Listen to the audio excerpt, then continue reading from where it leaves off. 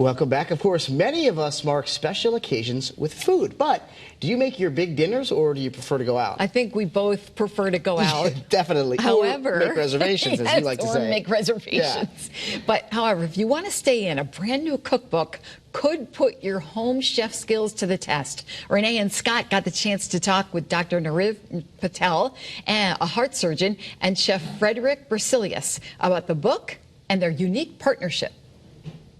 How did the two of you team up? This is the most incredible match I've seen. So we were put together by Gettinga, which is a company which provides medical equipment. Their purpose was to celebrate the dexterity skills of surgeons and come up with a fun project to work with a Michelin star chef and come up with recipes which would enable us to practice dexterity as well as have fun and make great food. That's wonderful. That sounds incredible. And yeah, let's talk about the two of you and the similarities between a precise surgery, obviously, and precise cooking. I mean, we've got our Michelin star chefs. So why do they relate so well, and what are we going to find in this cookbook? I mean, what we do every day is working with our hands, and cooking especially at this level, involves so much detail and so much, various tools, sharp knives, tweezers. So to take this to the next level, we introduce scalpels and these very fine surgical tweezers and these very tiny surgical needles.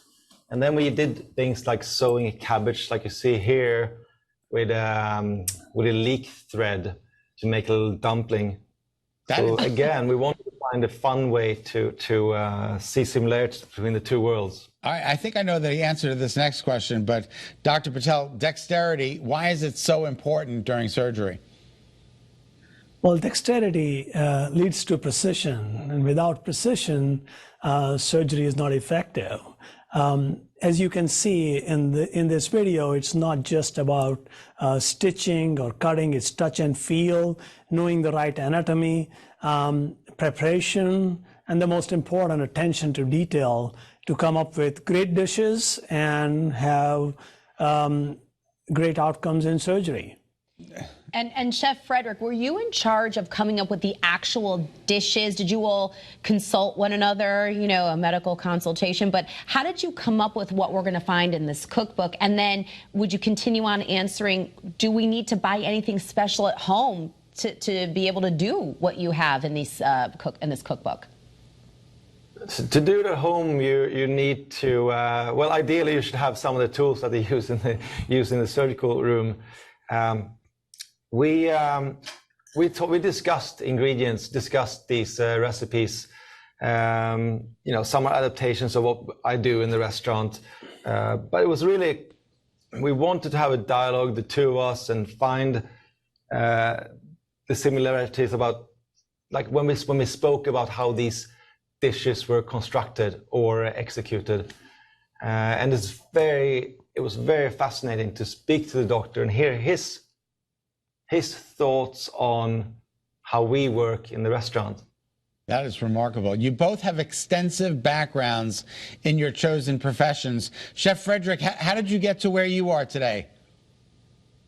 I'm from Sweden, but I've lived in New York for a long time now, and just hours and hours and hours in the kitchen.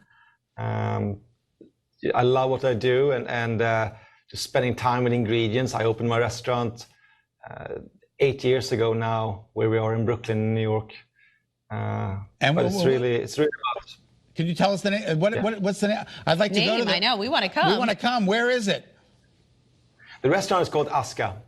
It's in Williamsburg in Brooklyn. Oh, wonderful. We will be attending it. And Dr. Patel, are all of these heart surgeon approved recipes in this cookbook? Well, they are heart healthy, as you can see, because it's recipes are from Sweden and Scandinavian. They're very heavy on seafood. The portions, as long as you keep the portions small and you eat more seafood, you eat more fiber, these are heart healthy recipes. Now, are you guys? You always start with a quality ingredient, and then you add the techniques to it. That's wonderful. Would you guys ever switch professions? Chef, you ever see yourself in the operating room? It will take another. That would take another 2 decades probably. But I'm happy to have the doctor come and visit me at the restaurant and do some cooking together. Yeah, same here. Frederick's taken many years to get there, thousands of hours, as he said, in the kitchen. I spent thousands of hours in the operating room. Yeah. I think we enjoy what we do, but it was great to collaborate. All right. Well, we can't thank you enough. Good luck with the book. Thank you so much. Have a great day. Thank you.